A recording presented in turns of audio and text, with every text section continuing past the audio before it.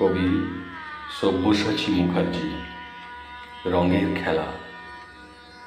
রঙিন গুলাল বহিয়া বাতাস, বসন্তকে করে সাথী। আসমানি রং চুরি করে আনি দোলের দোলায় মাতি।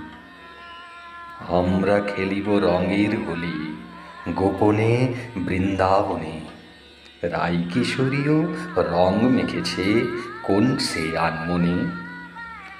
ফাগুন রাতের পূর্ণিমা চাঁদ রূপালি রঙের ধারায় দু হাত ভরে মাখিয়েছে রং লাজুক বসুন্ধরায়। তাই তো পলাশ লাল হয়ে আজ শির করিয়াছে নত। প্রেমের দোলের নীরব যাতনা সহিয়াছে অবিরত।